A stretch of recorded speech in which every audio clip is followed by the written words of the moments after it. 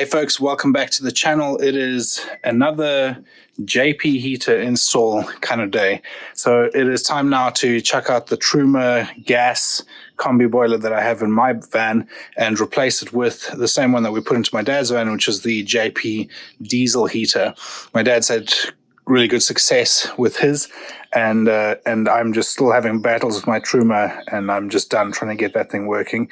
Truma are a bit of a nightmare to deal with as far as repairing and servicing older boilers that don't carry spares or anything like that once they get to a certain age. So I'm a little bit done with that. So we're moving on to something else. And we've had good success with the JP so far. I'm going to make another video on it because we are doing things slightly differently to my dad's, where I am putting in a silent pump. So this is an aftermarket additional pump that I bought. It allows you to control the flow of diesel manually using this little dial here. So depending on your elevation and things like that, and also the performance of the boiler, you can really tweak it in that regard. So yeah, I'm pretty keen to get that in there and get it installed. This is a little bit different in that you put the pump close to the actual boiler, whereas the other pump you have it sort of at this right near your fuel tank basically. So yeah, we're going to crack on with that and get it installed, and I'll take you through the whole process. Let's go. So here is the old Truma uncovered. And so we're going to pull that out.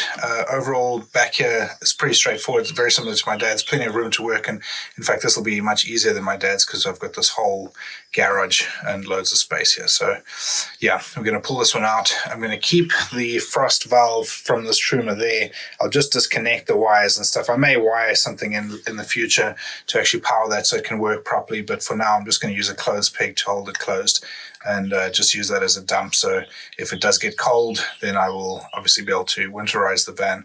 But I'm planning on leaving the diesel heater pretty much running to keep the van from freezing anyway.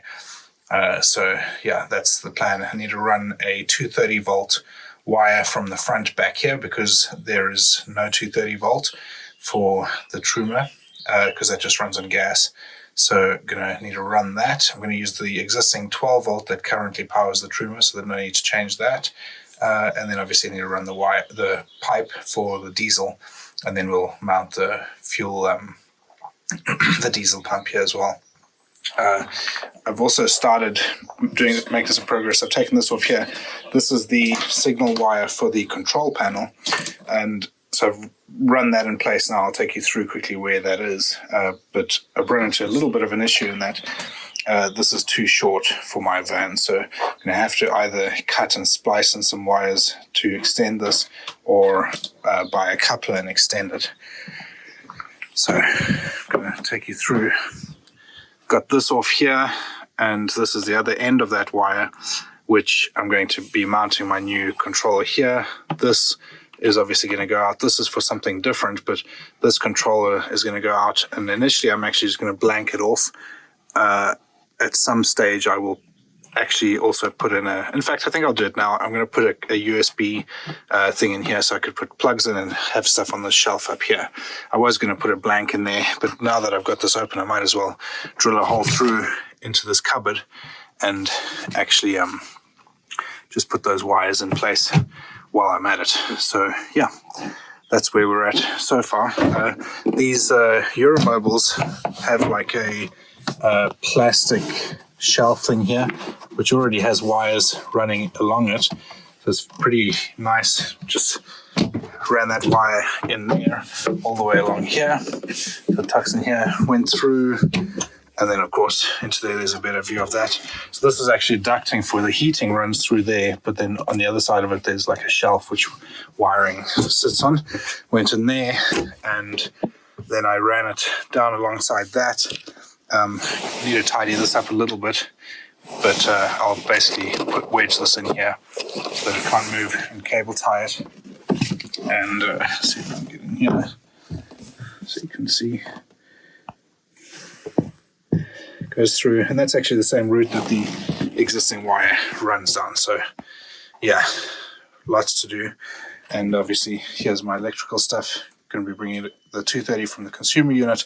Also running two 12 volt wires to the back, so I'm going to put in some USBs and Andersons in the back while I'm at it. So I'll probably fit those later, but I'll just run the wiring for now so that we can do that at some stage. Okay, so I've got the fuel line connected here. So I've just gone into the cab here. There's an access point for the top of the fuel tank, as you can see. And I've connected that onto the outlet from the tank. So I've figured out which is the returned tank from the engine, and then I've taken a feed off there just with a T. Rather than drilling a new hole and putting a new sand unit and stuff like that, I know that there's folks will argue that you should have another different sand unit so you can't drain your tank, etc. But I'll just be careful and monitor that. So I'm pretty happy with this approach, and it's also serviceable for this connection as well. We can get it from here, so I'll show you underneath what I've done there. And then underneath, I have the fuel pipe running in conduit like this all the way along. So I've just cable tied it onto existing looms and things all the way along, cuts through between the chassis rails on that side there to then bring up through the floor. And then obviously the pump is a different style of pump, but the new style of pump that I'm using on this install goes close to the boiler, so you don't have that sitting underneath the vehicle, and it's a silent pump. All right, so old boiler is out.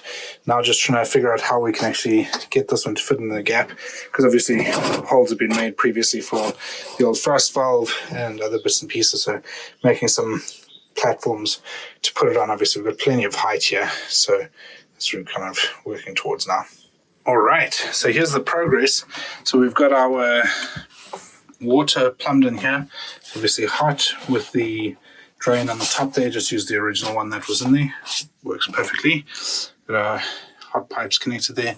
Got our fuel here with the non-return valve right next to the boiler here, and that goes around to the fuel pump. So this is the silent fuel pump that I'm using in mine. So obviously it mounts in here with the actual boiler.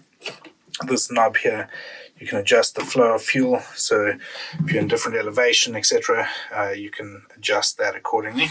But yeah, got the power to the boiler and the original one that the Truma was using, and then I've just piggybacked off that to power the pump, and yeah, it's looking pretty good. Just need to do the exhaust and then the signal for the remote, and then we are good. Still need to mount this over there, but in the meantime we are going to see if we can get this thing going. From memory, it takes a little while to actually get things going, so let's see what's happening at the back. So obviously still need to do the exhaust, and we're just testing here. We're going to turn it off in a second before we completely smoke ourselves out. This is very toxic, obviously, but just wanted to quickly show you guys here. This is the back of the pump. One of the things that's quite nice with this pump is you can take the back off it and get in here, and this micro switch over there is actually to prime the pump. So when you press that, I'll just show you what it does. You press it, you can see that it's priming, it's pulling fuel. We can see the fuel filter over there is filling up, which is a really nice feature because you can get rid of all the airlocks and everything in the system and just force it to work, which is much more efficient than the other way of doing it with the other pumps, where you basically have to let the system do it for you, or you have to prime it manually and get a mess everywhere. But I really like this way of doing it. So putting the exhaust on now, this is the end that goes into the boiler, and it has this kind of D-ring that pins and holds it in place. There's a seal in there as well. And then, so this is the exhaust on the inside, and then the air intake slips over the top of it like that, and then we'll put a big Jubilee on here, and then curl this around and onto the exhaust outlet there. I've just blocked off the gas pipe here, obviously leave the tap off as well. Eventually I'll put a elbow in here and install a bullfinch over here. And there we have it. We've got the display mounted there nicely. Got everything here back together and put in USBs in place of the old Truma controls. So I just cut that off there. Left the wire in there. Hid it in the background there, but yeah, Truma's gone. USBs here and control for the JP there. Just need to put the cover back over this. but going to leave it for a few days just to make sure that there's no water leaks, diesel leaks, all that sort of stuff. Just test a little bit for the next couple of days before we put the cover back on and go away. Also changed the cowl cover as well to the black one that comes with the JP heater. So yeah, looking pretty good. Pretty pleased with how it came out. Got a few little bits and pieces to do to tidy up, and then we are good to go. So there we go, folks. Thanks for watching. Hopefully you found that useful or entertaining, and we will see you in the next video. Cheers.